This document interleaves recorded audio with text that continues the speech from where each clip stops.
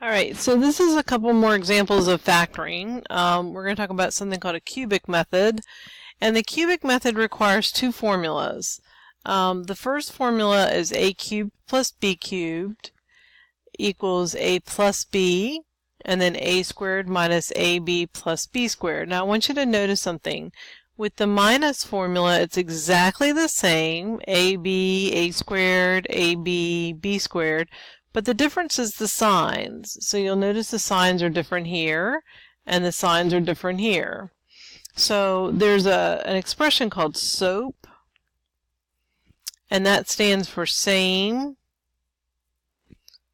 opposite, and then always positive.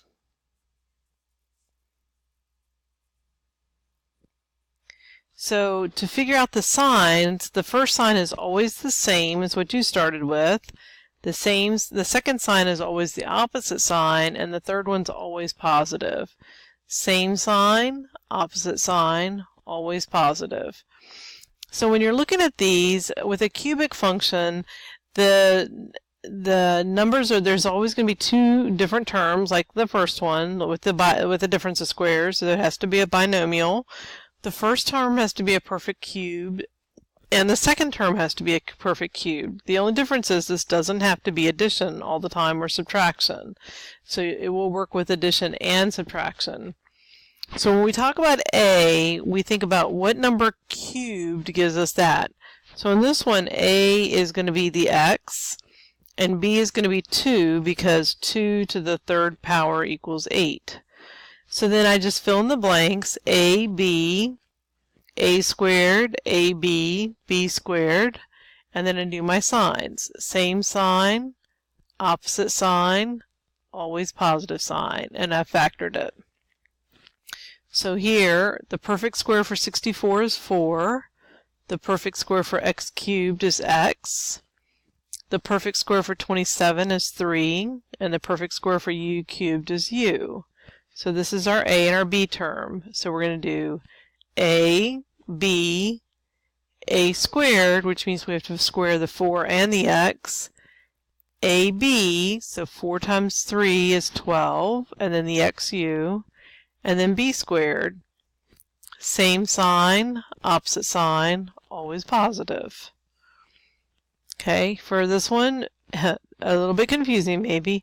A is going to be the first term, so that's b cubed. So a is b, and b is going to be whatever cubed gives you 64, which is 4.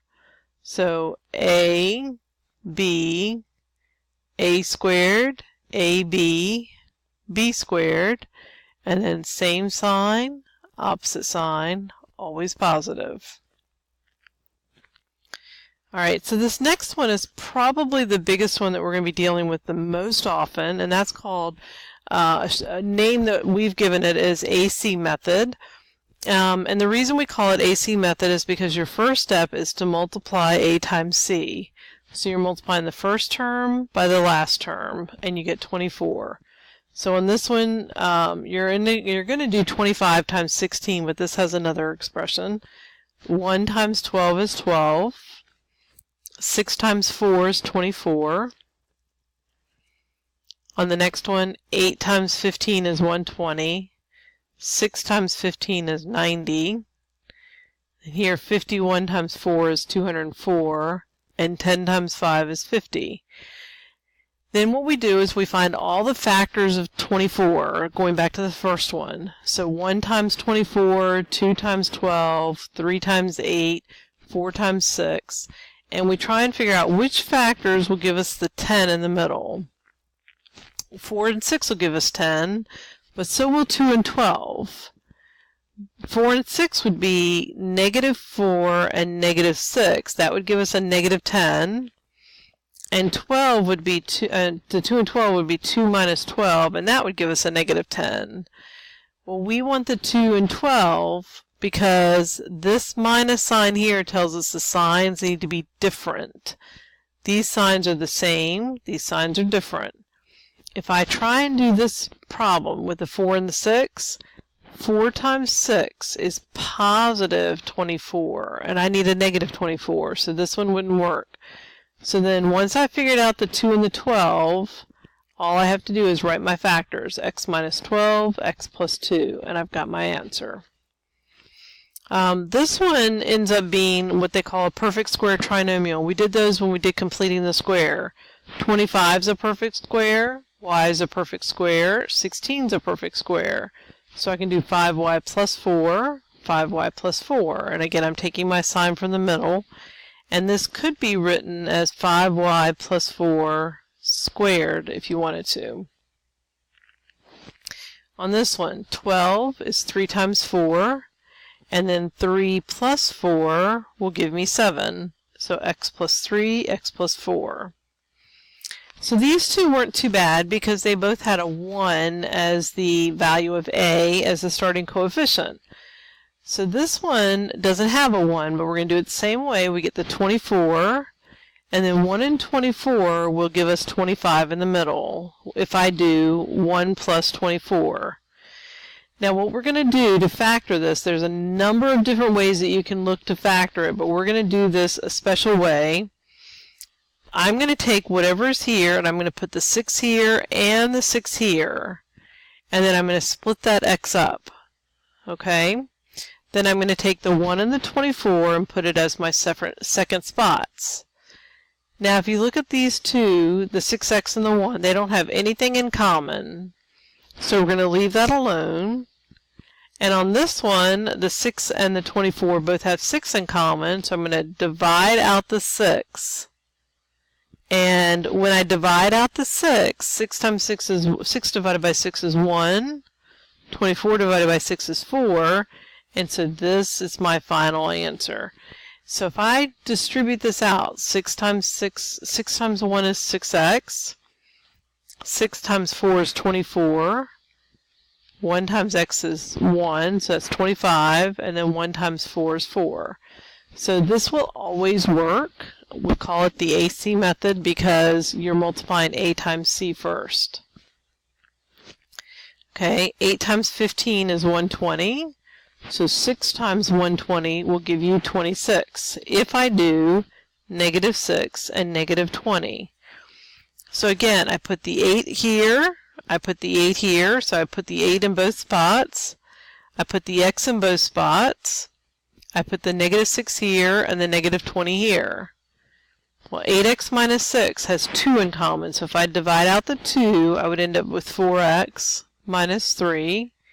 And these two have 4 in common, so if I divide out the 4, I get 2x minus 5. So there's my factors. Okay, another one here. This one's a little bit different because it looks different because it's got x to the 4th, but we're going to treat it the same way. So we get 90, which is 5 times 18, and 18 and 5 will give us 23. So 6x squared, I'm splitting that x up, and 6x squared, and then I'm going to do 5 and 18. These two don't have anything in common, so I'm done. These two have a 6 in common, so I'm going to divide out the 6, and I'm left with x squared plus 3. And this is my final answer. Okay, same thing here. So 51 times 4 is 204. And then 17 minus 12, or I'm sorry, -17 plus 12 will give me the -5. So I'm doing 51x plus, minus 17 and 51x plus 12. These two have a 17 in common, so if I divide out the 17, I get this. And these two have a 3 in common, so if I divide by 3, I get this. And this is my final answer. Now, on this one, I do 10 times 5 and I get 50. So my multiples of 50 are 1 times 50, 2 times 25, 5 times 10.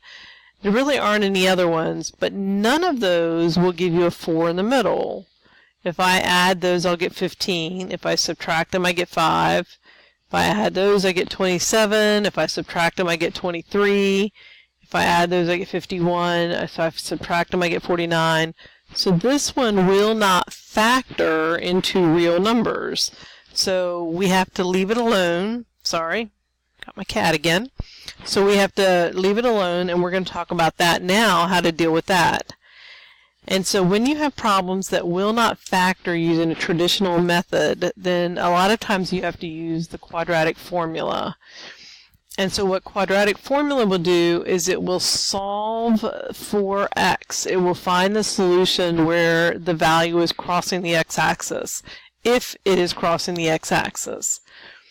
So here's our quadratic formula, negative b plus or minus the square root of b squared minus 4ac over 2a. So b is, in this equation, a is 10, b is negative 4, and c is negative 5. So we're putting the opposite of b, which is positive 4, plus or minus the square root of b squared minus 4 times a, which is 10, times c, which is negative 5, divided by 2 times a, which is 2 times 10. All of this under the radical comes out to be 216. So now I've reduced it up a little bit. 216 can be rewritten as 36 times 6. 36 is a perfect square, so I end up with this. And then 2 will go into all of these, so I end up with this. So if I put this in my calculator, I'm actually going to get just another number. So 2 plus 3 square roots of 6 divided by 10. I get 0.9. And then 2 minus 3 square roots of 6 divided by 10 gives me negative 0.5. And so those are actually the solutions, but those are not numbers that I can get. They're not rational numbers. They don't have fractional answers, so I have to leave it like that. Okay, so here's another example. A is going to be 1, B is going to be negative 1, and C is going to be 1. So the opposite of B, plus or minus b squared minus 4 times a times c divided by 2a. All of this under the radical comes out to be negative 3. Well, negative 3 has no real solution, but I do know that negative 3 can be rewritten as a complex number. So I get 1 plus or minus I square root of 3 over 2. So there's no real solution, but there is a complex solution. All right, here's another one. So A is 1, B is negative 20, C is 100. So I put all of this in my formula again. All of this under the radical will come out to be 0. So the square root of 0 is 0, so I end up with 20 over 2, which equals 10. So x is equal to 10. All right, and we have one more. So 12x squared plus 15x. I'm going to bring that 7 over and make it plus 7. So opposite of b plus or minus b squared minus 4 times a times c divided by 2a. All of that under the radical comes out to be negative 111. So that means that there's no real solution. So I could actually write my answer as a complex solution. So it's I divided by square root of 111 over 24. And that's my final answer. So really quickly, let me show you one thing on here. So when you go to your calculator and you graph this, so we're going to graph that one. So you see 12x squared plus 15x plus 7.